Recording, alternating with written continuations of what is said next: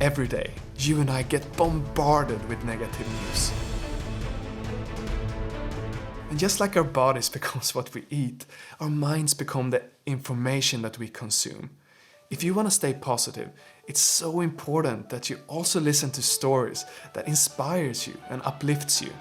In this podcast, we interview world-leading experts dedicated to solving the world's most pressing problems.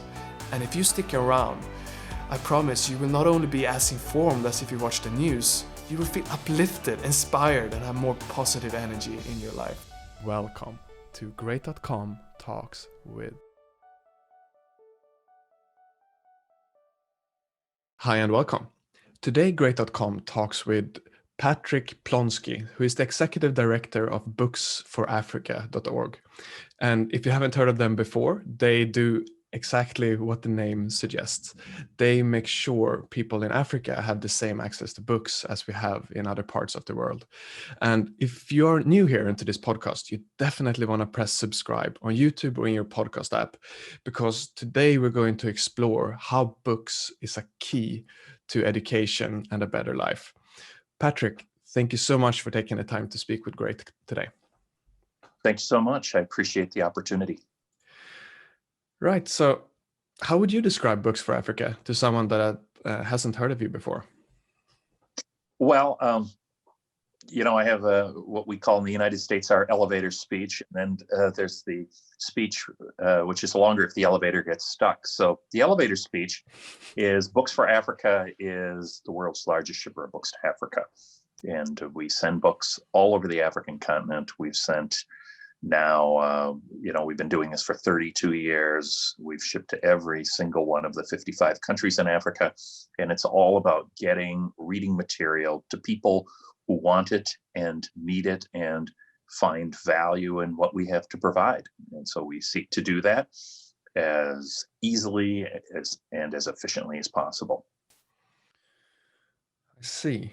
So if the elevator is a bit stuck, let's look at the building we are in. So for someone that doesn't understand the area you're working in, what is the situation in many of the countries in Africa? Is it that they have no books at all, or is it that they don't have the right books, or what is the need that you guys are fulfilling? The need that we're fulfilling is that many African countries use English as a common language, unites countries that have perhaps many regional languages and local languages. And so many African countries tend to use a Western language as a means of communication. That's oftentimes English, it could be French, it could be Arabic.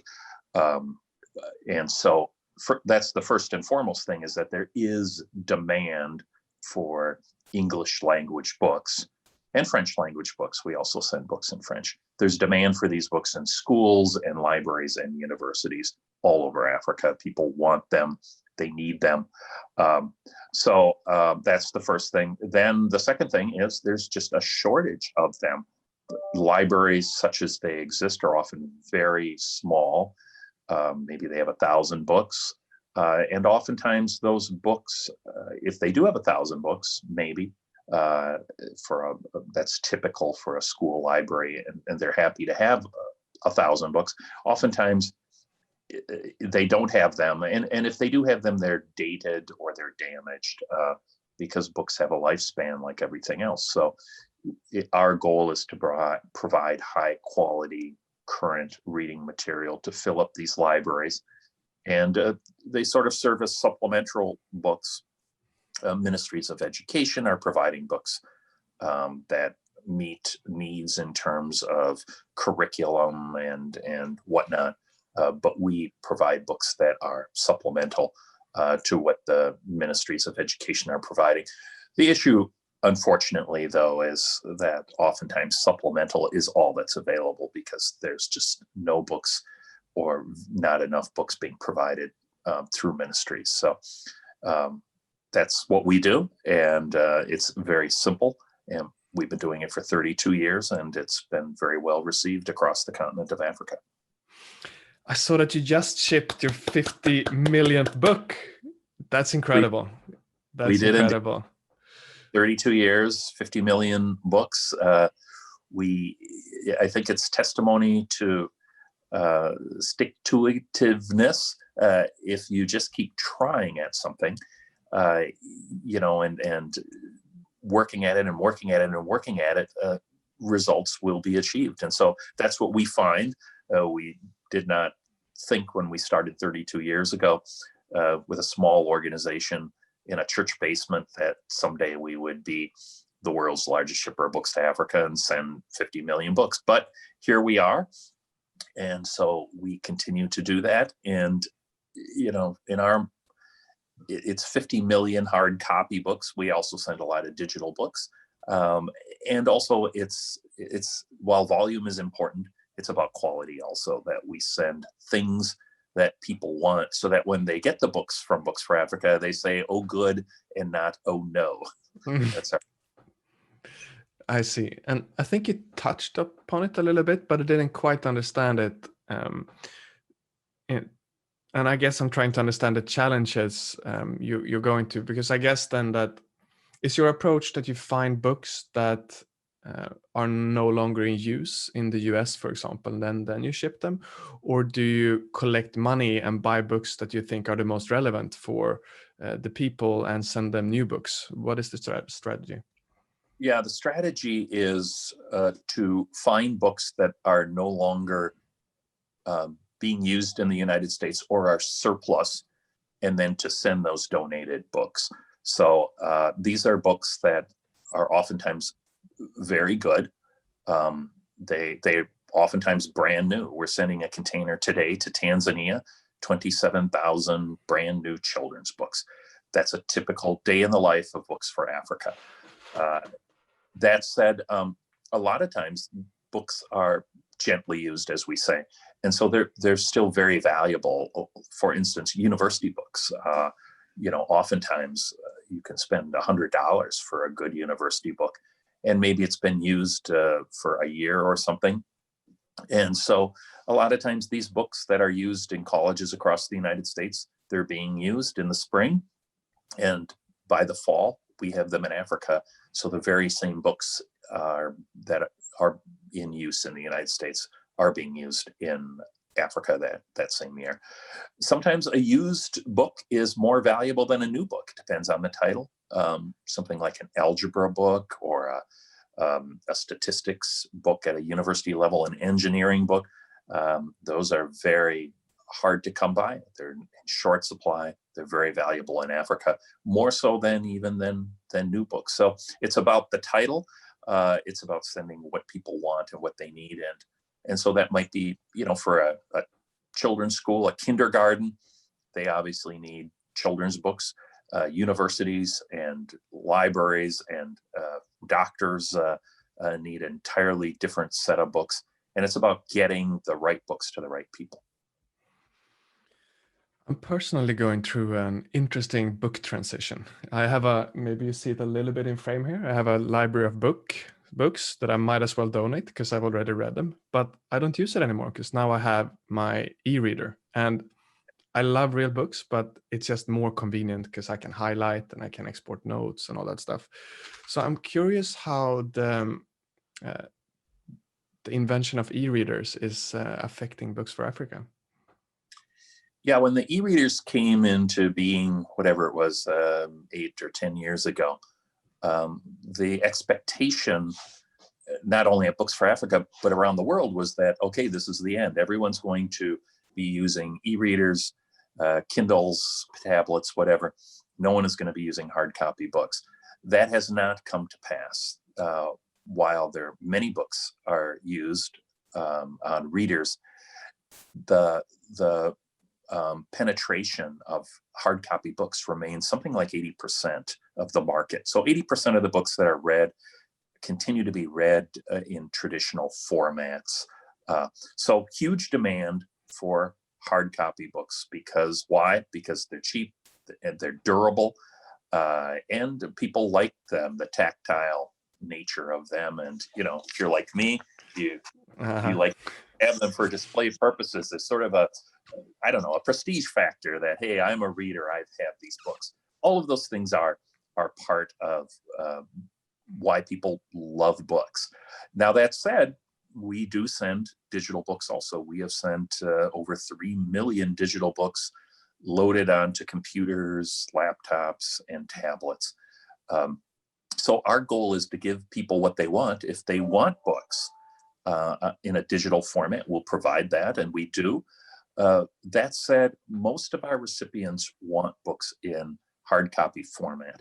And so that's what we provide, and we'll continue to do that so long as people find value in it. I myself, like you, I read books on my Kindle, and then sometimes when that book is done, I'll pick up a hard copy book.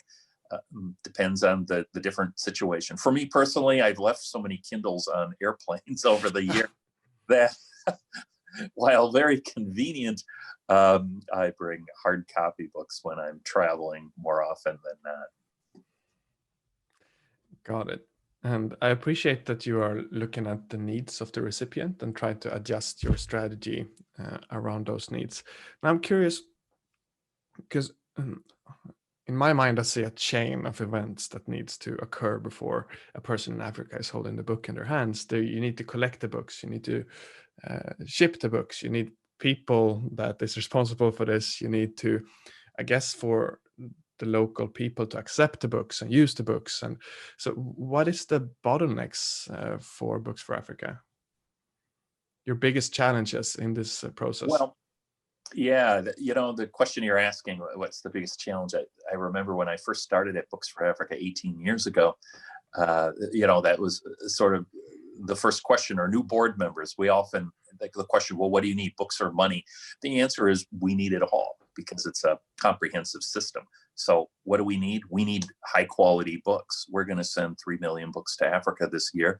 And so we need 3 million books. And to get 3 million books, a lot of them get recycled. So they're not all, every book is not going to Africa, because many times the books aren't useful. So there's a huge sorting procedure. So to send 3 million books to Africa, we maybe need to touch 4.5 million books because of the recycling and sorting process. So what do we need? We need the books, number one. We need the sorting facilities to sort them. And so we have a large warehouse in Atlanta, Georgia, and a smaller one in St. Paul, Minnesota, to sort those books. We need then the funds to ship them to Africa. We can send a book to Africa for 50 cents. But that said, when you're sending millions of books, that's a lot of money. So, about $3 million in cash to run Books for Africa this year is what's needed, when you include the shipping and out-of-pocket costs. And then, of course, distribution across Africa, that's all handled by volunteers as well. We're sort of like Amazon.com, except instead of sending one book, we'll send a container of books. So people will ask for the books. We'll consign them a full 40-foot sea container, 20 tons of books, and they'll distribute them. And it is a monumental logistical hurdle. But if you break it into those small pieces and you sort of build a machine like we have, and you stick to it, you can and will be successful, and we have been. So we have a machine, as we're talking here right now, books are being delivered to our warehouse, books are being sorted, other people are fundraising, and books are being distributed in Africa by our partners, all of whom have asked for these books. So you just have to stick to it. You have to be practical, you have to be efficient, and you have to keep the faith and not be discouraged, because there's always things in this world that can discourage us. And so we just need to keep trying hard and do our best. And so, a lot of logistical issues, but over 32 years, we know we can do it, and we've managed to overcome a lot. The personal lesson I take from this conversation is the importance of consistency and patience. And I will definitely keep that mindset into my day-to-day life. So 50 million books so far. What do you hope for moving forward? What would be a great success for you in the next 10 years, for example? Well, as we say at Books for Africa, that's the first 50 million. Now we need to get the next 50 million. So sending books at a much higher rate than we formerly were. In our early years, we'd send a few containers or a few bags of books. Now we send books, 3.5 million a year. So, I think our goal is to continue to be a volume operation, to continue to find and send more books to people who want them, and to do it quickly because, as we're sitting here talking, there's people in Africa who don't have books and would be able to use books that are readily available, sitting on shelves or being thrown away. So, and these books might be in the US, these might be French books or Arabic books, in Europe or elsewhere. We're sending some books out of London, hopefully in the next couple of weeks. We actually send books out of a lot of places. So this logistical issue, just in the last 12 months, if we include London, which we're going to send soon, we're sending books out of Atlanta, Georgia, London, Annapolis, Maryland, Los Angeles, Paris, France, and I'm probably missing a few. So what does that mean for the future?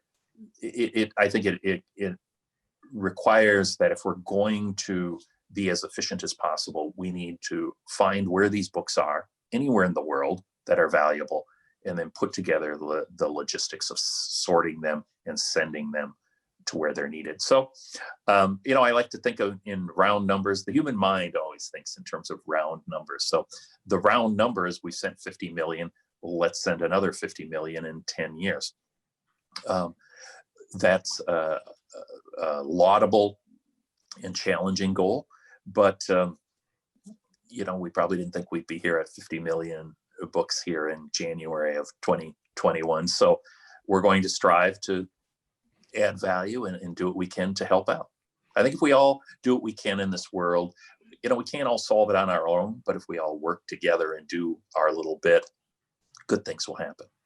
You make it sound so easy. So with that said, I can imagine that someone listening, or me too for that matter, might be sitting here either with a huge pile of books they don't really use, or they want to help in some other way. What can they do to support your mission of bringing books to Africa? Well, depends where you're situated in the world. So if you're an individual and you have a small group of books, it probably is most efficient to go to booksforafrica.org and make a donation. So a lot of people donate all over the world to Books for Africa. 50 cents, half a US dollar, will send a book to someone in Africa. So donations are always important. If you are located, if you really get excited about this, and sometimes people will organize book drives, and then they will pack up the books and work with us, and help raise the funds to send those books. That's sort of the other end of the spectrum. In between, there's people volunteering. There's people sending books, to our warehouse in Atlanta, Georgia. They come in the mail. Sometimes they come by semi-trailer. So people, I'm going to be at my warehouse here this afternoon here in St. Paul, Minnesota, and there's people who will bring bags of books, and that's great. That's awesome. What we really need, in addition to that, is books by the semi-trailer load. So I need connections, and someone may have a handful of books, but more importantly, they may be a member of a Rotary Club or a church, or work with somebody with a family foundation, and where additional resources can be marshaled. They might be able to do a book drive in their corporate setting, or they may work for a book company that sorts books, like a lot of our partners, and they'll make those connections. So there's all kinds of ways for people to help. The basic is to make a donation to Books for Africa, but many of the people on our board and some of our strategic partners started there and ended up finding all kinds of ways to help us out. Beautiful. We're coming up towards the end of this interview, and I want to say, Patrick, thank you so much for taking the time to speak with Great.com today. And I really appreciate the work that you do, and I guess about 50 million people feels the same way. Thank you so much. My pleasure to be with you, and we look forward to working with anyone out there who wants to work with us. So anyone listening to this, go to booksforafrica.org and drop us a message, and let's work together to help out people who are less fortunate than we are. Thank you. And for you listening, thank you for taking the time to listening this far in this episode. If you haven't done so already, definitely press subscribe on YouTube or in your podcast app. That is a sign to the algorithms that this is an important conversation, so more people can hear about how we can bring more opportunities to people in Africa through books. Thank you so much for listening, and we see you in the next episode.